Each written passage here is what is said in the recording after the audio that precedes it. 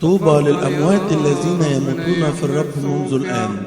نعم يقول الروح، لكي يستريحوا من أتعابهم وأعمالهم تتبعهم، بقلوب مملوءة بالإيمان والتسليم الكامل لمشيئة الرب الصالحة، وعلى رجاء القيامة ووعد السيد المسيح بالحياة الأبدية، حيث لا ألم ولا دموع، بل مجد وأفراح وتسبيح. باسم الآب والابن والروح القدس الإله الواحد آمين. سمعت صوت من السماء قائلا لي: اكتب: طوبى للأموات الذين يموتون منذ الآن، نعم يقول الروح، لكي يستريحوا من أتعابهم وأعمالهم تتبعهم. شكر وذكر 40 أم الغالية والأخت المخلصة. أمنا الغالية، عشت في وسطينا بالحب والوداع، وخدمت أولادك بالأمانة، وعبرت التجربة بنفس شاكرة فرحة، ولبيت نداء السماء بالاستنارة. أمنا الغالية، فراقك صدمة قاسية، وسلام لروحك الطاهرة. ودعناك بالدموع، واستقبلتك الملائكة بالشموع. فهنيئا لك برب المجد يسوع، عزاؤنا الوحيد، سيرتك العطرة، ووجودك في أحضان الرب يسوع والقديسين. اذكرينا أمام المسيح ليمسح دموعنا ويضمد جراحنا، فينعم بالفردوس مع المسيح القدوس الذي أحبك فأحببتيه، وكانت حياتك ذبيحة مقبولة أمامه، فاختارك لتكون بجواره إلى الأبد. فهنيئا لك هذه السعادة بكل خشوع وقلوب خاضعة لإرادة الرب يسوع الذي استرد وديعته الغالية لعرش السماء، وعلى رجاء القيامة ووعد السيد المسيح بالحياة الأبدية. تدعو الأسرة، الأهل والأقارب والأحباب، لحضور القداس الإلهي على روحها الطاهرة، وإلى كل تعزية يملأ قلوبنا وإياكم بتعزية السماء، ويعوضكم عن تعب محبتكم في أورشليم السمائية.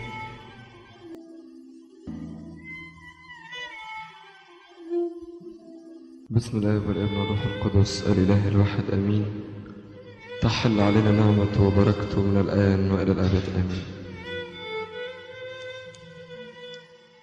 قال لهم يسوع: أن النور معكم زمانا يسيرا،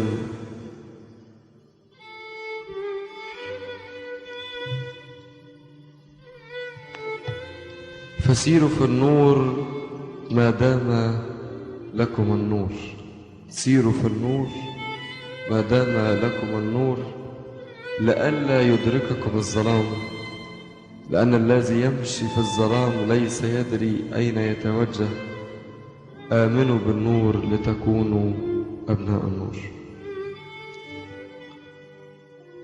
الإنجيل يا حبايبي النهاردة بيطلب منينا إن احنا نكون نور العالم، إن احنا نعيش مع ربنا، وتبقى كل حياتنا بمشاكلنا، بضيقاتنا، بشدائدنا، بدموعنا، بأفراحنا، تكون لربنا وتكون مع ربنا.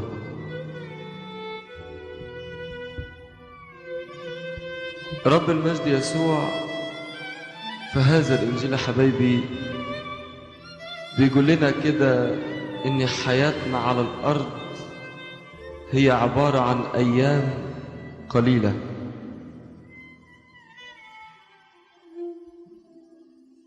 وحياتك على الأرض وحياتي أنا وإنتي هي عبارة عن زمن يسير في الأرض، وبعدين بنطلع في السماء فوق. فخد لبالك إن حياتك على الأرض قليلة جدا، يعني هتشوف النور فقط وانت في حياتك على الأرض وبإرادتك، إذا كنت عايز تشوف النور فوق أو إذا كنت عايز تشوف الظلام.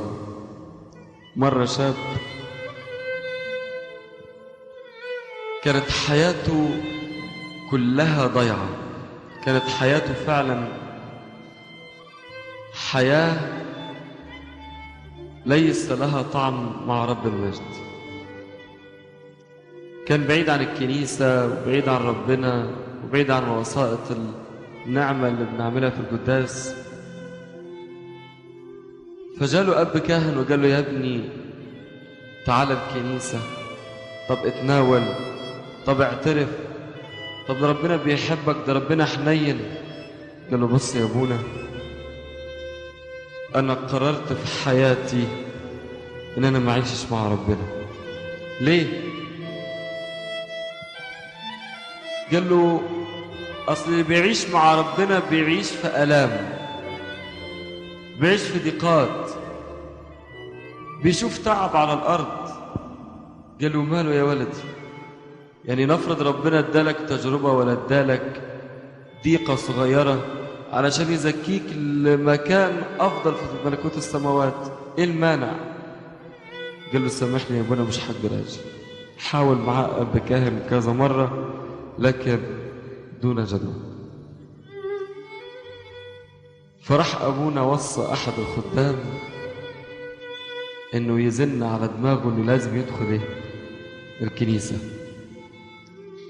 فراح له أحد الخدام وقابله في الشارع وهو رايح للسينما، فبيقول لي: يا فلان، ما تيجي معايا بكرة يوم الحد القداس؟ قال له: بقول لك إيه، أصل أنت وأبونا مش هتحلوا عني غير لما أجي لكم الكنيسة. حاضر، بس أول وآخر قداس أحضره في حياتي. قال له: خلاص مفيش مشاكل، بس أحضر القداس ده وخلاص. دخل الكنيسة مع خادم المبارك وقعد في آخر الكنيسة. قال: واضح إن أنا مش فاهم حاجة، أصلا أول قداس يحضر رغم إنه مسيحي. قال: واضح إن أنا مش فاهم ولا حاجة في القداس ولا في الكنيسة، أفضل حاجة أعملها في الكنيسة إن أنا أنام. وراح حاطط راسه على إيه؟ على الدكة اللي قدامه ونام. وهو نايم اتقرا الإنجيل وأشية الإنجيل والأواشي، وأبونا بدأ يوعظ وبدأ القداس. أول ما بدأ القداس على لحظة حلول الروح القدس وصاحبنا نايم، لقي ملاك جه وراح واخد روحه وطلع بيها فوق على السماء. انت واخدني على فين؟ قال له: تعال عايز اوريك حاجة مهمة فوق، وليك الحرية انك تقبلها وليك الحرية انك ايه؟ ترفضها. ايه هي دي؟ وراله كرسي مرصع باللآلئ وبالذهب جميل جدا، وبخور حوالين الكرسي وقديسين وملائكة، وتمتع بالعشرة مع ربنا في السماء، وأشياء لم ترها عين ولم يخطر على قلب بشر. قال له: أنا عايزك تقول لي الكرسي ده بتاع مين؟ قال له: يا سيد الملاك، أكيد الكرسي ده بتاع ماري جرجس سيدراء، يعني أمير الشهداء. قال له: لا. طب أكيد بتاع الشهيدة دميانة. قال له: لا. طب بتاع أمنا إريني. قال له: لا. قال له: بيكون بتاع مين يعني؟ قال له: ربنا من محبته وهب المكان ده ليك انت، بس خد لي بالك، النور معكم زمانا يسيرا، آمنوا بالنور لتكونوا ايه؟ أبناء النور. قال له: يعني مطلوب مني ايه؟ قال له: مطلوب منك تغير مسار حياتك على الأرض. قدامك انك انت تشوف النور في الكنيسة وتتناول وعلى المذبح، لكن حينما طلعت فوق الندم مش هيجيب معاك اي فايدة. يعني عايز ايه مني يا سيد الملاك؟ قال له عايزك تنزل تاني على الارض وتغير امور حياتك وتمشي مع ربنا. حاضر. صحي لقي ابونا بيقول الاعتراف هيبدا الايه؟ تناول. قال ادخل اتناول.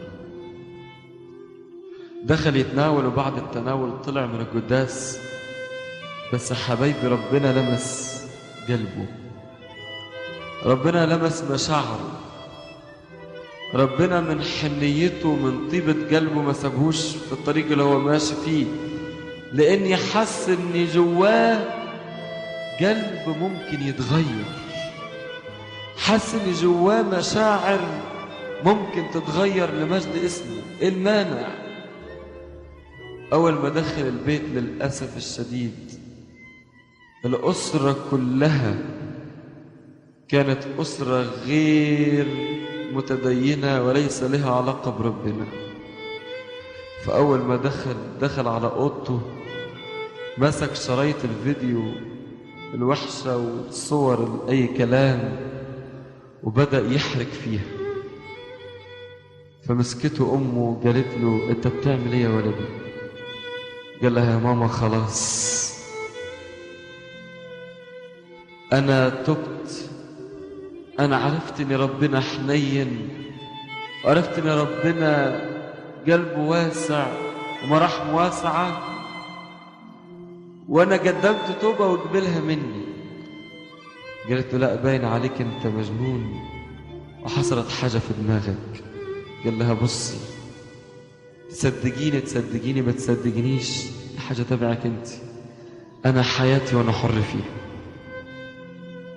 دخل الأوضة وقدام صورة للست العذراء والطفل يسوع زي اللي في الأيقونة اللي ورا كده. وقف قدامها وقال لها من اللحظة دي وانت أمي عايز أحس بحلاوة العشرة مع ربنا، عايز أحس بقوة الروح مع ربنا، عايز أحس إن أنا اتغيرت. أنا خايف الشيطان يضحك عليا، وخايف الخطايا تدخل جوايا تاني، وخايف عدو الخير يضحك عليا. اقفي معايا، أنا عايز مساندتك معايا، أنا عايزك تظهري بنورك أنت وابنك جوايا. وهو بيصلي الست العذراء طلعت من الأيقونة، وقفت قدامه وقالت له ابني قبل صلواتك، وعشان قبل صلواتك بعتني لرسالة ليك، بعد 3 أيام حاجي أنا بنفسي أخذ روحك.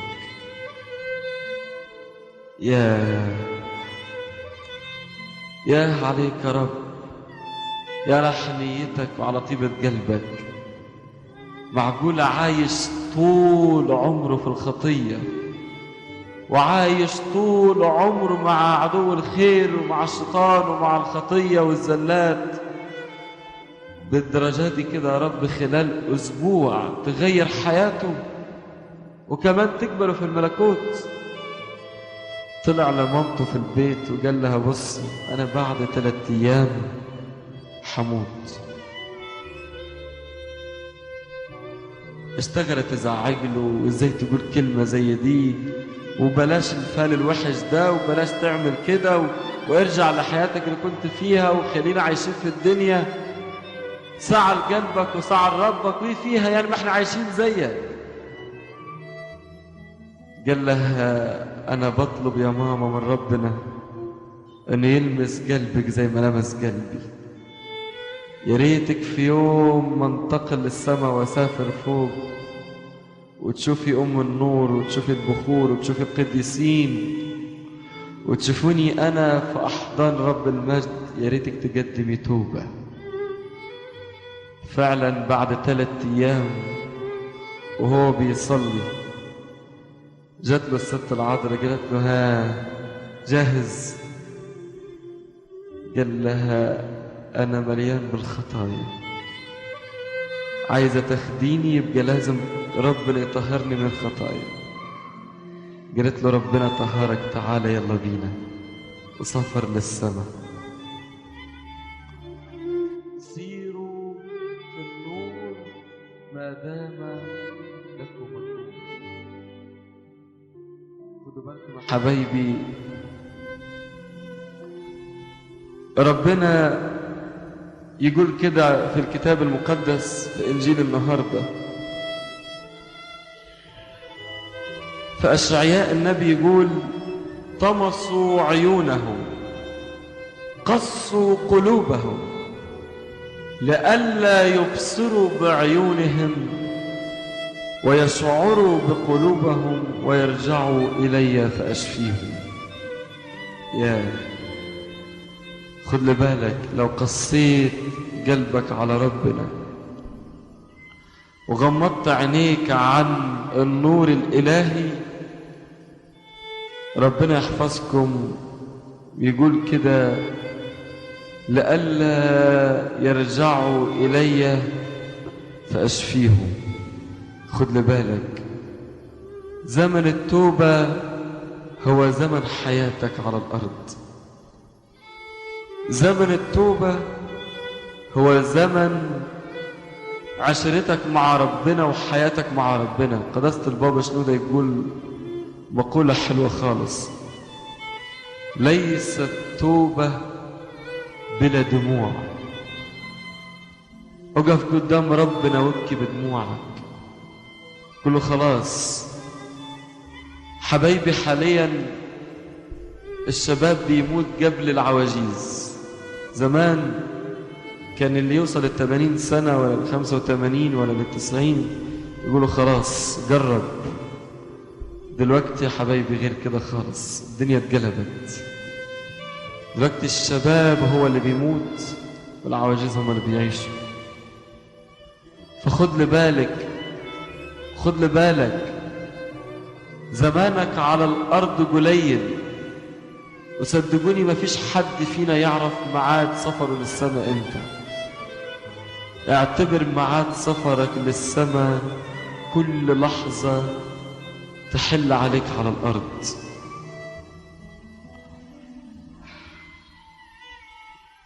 من يؤمن بي ليس يؤمن بي فقط، بل بالذي أرسلني، ومن رآني فقد رأى الآب الذي أرسلني. أنا جئت نورا للعالم. خدوا بالكم من الآية دي، أنا جئت نورا للعالم حتى كل من يؤمن بي لا يمكث في الظلام.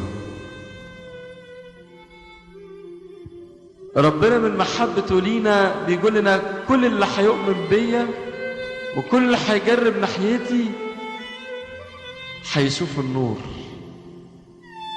هيشوف الحياة الأبدية، هيشوف الملكوت، هيشعر ان قلبه ده ما إلا إنه مسكن لربنا فقط.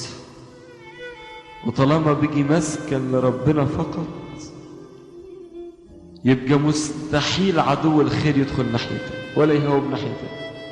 مهما كانت التجارب، مهما كانت الضيقات، مهما كانت الشدائد، مهما كانت الأمراض، حتى صدقوني ربنا قاعد جواك. أمنا قريني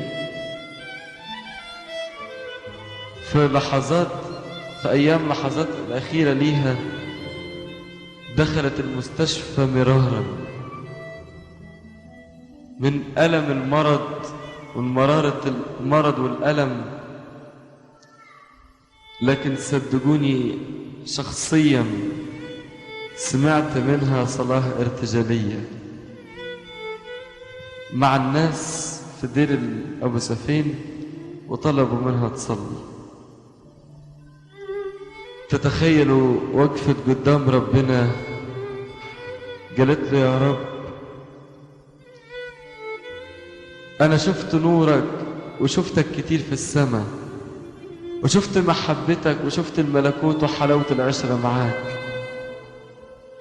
أرجوك يا ربي اشفي أمراضنا الروحية، اشفي أمراضنا النفسية، واشفيهم من أمراضهم الجسدية.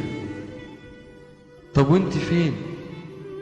ما قلتيش ليه اشفينا من أمراضنا الجسدية؟ ليه ما دخلتيش نفسك في الوسط؟ قالت أصلي من حلاوة المرض ربنا قاعد معايا. من حلاوة المرض لما الاقي نفسي تعبانة، لما بلاقي نفسي متضايقة، لما بلاقي نفسي في مرض شد عليا، بصرخ له وبقول له نفسي أشوف نورك وأنا على الأرض. توبني قبل ما تاخدني. كانت تقول له كده، توبني قبل ما تاخدني. دخلت في مرة الجلاية بتاعتها، وقفت تصلي 6 ساعات وهي واقفة بتصلي. كانت تقف تصلي صلاة باكر في 3 ساعات. تتخيلوا اللي احنا بنصليها أقصاها ربع ساعة، وقفت تصلي باكر في 3 ساعات. أثناء صلاتها مع ربنا في ال6 ساعات ربنا ظهر لها، والست العذراء وقفت جنبها وشافت النور وشافت محبة ربنا والملكوت. وبعد ما خلصت صلاة وهي طالعة من الجلاية، ولا راهبة في الدير قدرت تبص في وشها. مالكم يا أمهات خير؟ اصلي وشك منور، مش قادرين نبص في وشك. طب أنا عايز أكلمكم، عايز أقف معاكم، عايز أشوف مشاكلكم. لا يا أمنا مش قادرين نبص في وشك. دخلت الجلاية ولبست طرحة وخلت رهبة تقودها في الدير علشان النور اللي طالع من وشها ما يظهرش. دي حلاوة العشرة مع ربنا. ربنا بيقول لنا أنتم نور العالم. احنا يا حبايب النور بتاع العالم، احنا الشمعة اللي بتضيء في الظلام، احنا اللي في البحر هذا العالم. المفروض نعمل زي ما عمل ربنا مع بطرس الرسول ونتلافى الناس من بحر العالم، ونقول لهم زي السامرية تعالوا وانظروا إنسان قال لي كل ما فعلت. ونقول مع معلمنا داود النبي تعالوا وانظروا ما أطيب الرب. أختم بقصة لحبيبنا الأنبا مكاريوس. مرة وقف يصلي وطلب مشورة ربنا وطلب مشورة الست العذراء. كان يحب الست العذراء خالص. وهو بيصلي جات له الست العذراء وقعدوا يتناقشوا مع بعض في المشكلة، وتحلت المشكلة. وهو طلع من الجلاية من النور اللي خده من أمنا العذراء من النور، الناس شافوا وشه أحمر، محدش قادر يبص في وشه. فأحد الآباء الكهنة قال له يا سيدنا هو نيافتك تعبان ولا إيه؟ مال وشك كده محمر خالص كده وتعبان، في إيه مالك؟ قالوا لا أبدا، أصلي خدت دش والدش كان سخن شوية. بس أبونا ده كان عارف سيدنا وعارف علاقته مع ربنا. فبعد ما الناس مشيت قال له الصراحة يا سيدنا أنا مش داخلة دماغي حكاية الدش دي والمية السخنة، وإن يعني وشك من الحرارة بيجي لونه أحمر. هو في إيه؟ هل في النهاردة مقابلة مع حد في السماء؟ قال له الصراحة يا أبونا كنت متضايق، وقفت قدام أيقونة أمي وحبيبتي الست العذراء وقعدت أبكي. قلت لها تعالي عايزك تحلي لي المشكلة دي اللي في الأبرشية، مش عارف أحلها، أنا ولدك ما تسيبنيش. ما عرفش يا ابونا، لقيتها طلعت من الأيقونة وقعدت جنبي وقعدت تحكي معايا، وخلصنا الحكاوة ومشيت. يا سلام على البساطة بتاعتك يا سيدي. بقى بالبساطة دي بالسهولة دي ست العذراء بنفسها تجيلك وتقعد معاك وتحكي معاك. أصل السماء قريبة من الأرض. زمان يا جماعة في العهد القديم كانت السماء فوق والأرض تحت. دلوقتي صدقوني غير كده خالص. السماء نزلت عندينا تحت، نزلت عندينا تحت.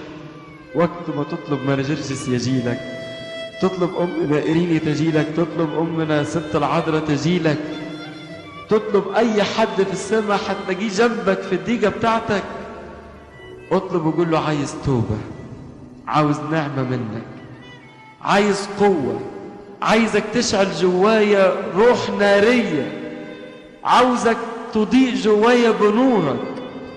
أصل يا رب أنا مش هشوف النور ده غير على الأرض، ولو طلعت فوق لو بخطيتي مش هشوفه. نفسي أشوف النور على الأرض وأكمل حياتي معاك وأنا شايف النور. سيروا في النور ما دام لكم النور. ربنا يدينا نعيش معاه عيشة نقية، حياة مرضية أمامه، نعيش في النور، نضيء شمعة قلوبنا من نوره الإلهي. يدينا نعمة، يدينا خلاص، ويدينا نتمتع بالعشرة معاه، ويدينا النهاردة مخصوص كلنا كده حبايبي نتمتع بعشرة القداس الإلهي، ونتمتع معاه بالتناول، ويبقى بيننا وبينه علاقة وحوار وعلاقة قوية. ربنا يديكم نعمة ويدينا قوة، ولربنا المجد دائم أبديا.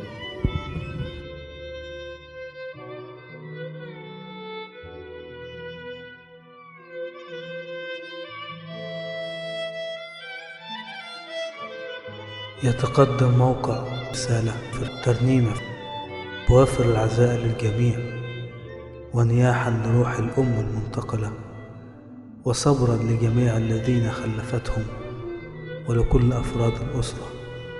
الرب يجعلها آخر الأحزان، مع وافر العزاء للجميع. عماد جميل.